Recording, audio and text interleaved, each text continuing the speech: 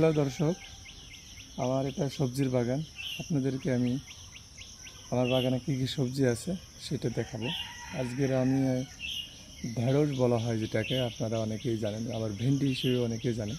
আমাদের নড়াইলের ভাষায় এটাকে ভেন্ডি বলা হয়। আমরা সেই ভেন্ডি ছিঁড়বো এবং আপনাদেরকে দেখাবো।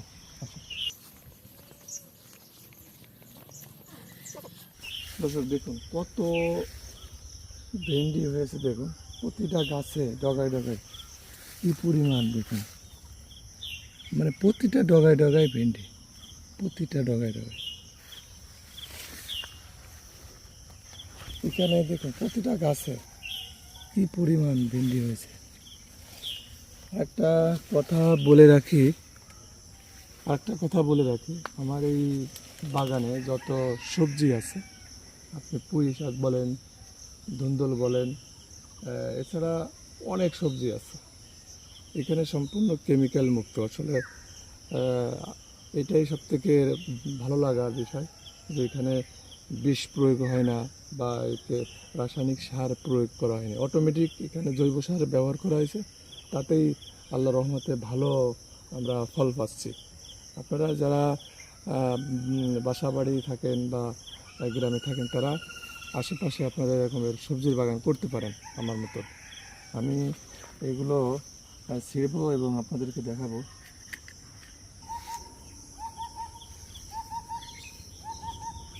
প্রতিটা গাছে প্রচুর ভেন্ডি ধরেছে, দেখো কত সুন্দর, দেখো ফ্রেশ, একবার কেমিক্যাল মুক্ত।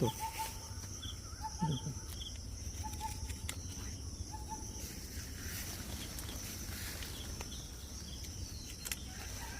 এই একটা গাছ অনেক বড় হয়, একটা গাছ আমার থেকে অনেক বড় হয়। এ ছোট থেকেই ধরা শুরু করে।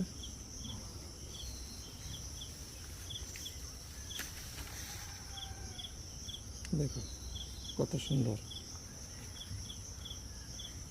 আসলে তখনই কষ্ট সার্থক হয়, যখন আপনি একটা কাজ করে ফল পাবেন। আসলে একটা সবজি ক্ষেত করতে কতটুকু কষ্ট হয় শুধুমাত্র কৃষকরাই ভালো জানে, কেননা এর পাশে প্রচুর পরিশ্রমের প্রয়োজন আছে।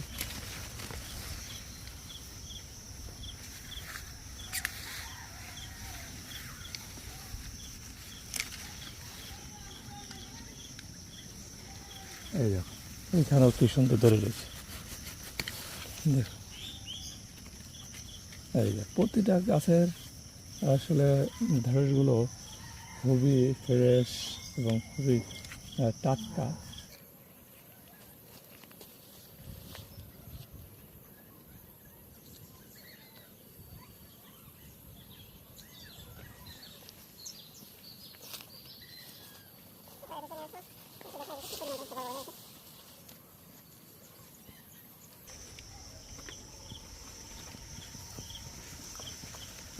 ঢেঁড়স বিশেষ করে ভাজির জন্য খুবই উপযোগী এবং খুবই ভালো লাগে।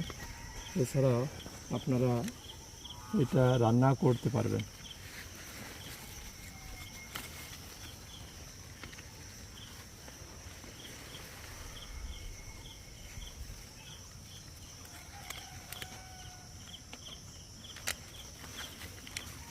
সকালবেলা আসলে ঢেঁড়সগুলো যখন হয়, দেখবেন প্রতিটা গাছের একটা শিশির দেখা যায়।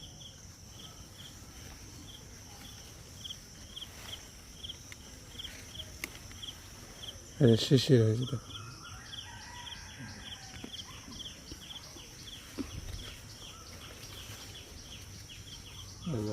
হয়েছে।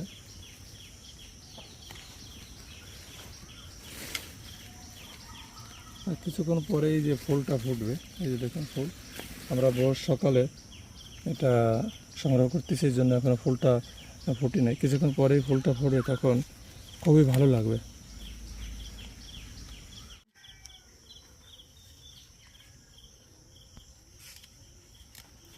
শেষ, অনেক রয়েছে এখনো গাছে, প্রতিটা গাছে এখন অনেক রয়েছে। আমরা আমাদের যতটুকু প্রয়োজন আমরা ততটুকু সংগ্রহ করেছি। দেখুন এক ডালা হয়ে গেছে। দেখুন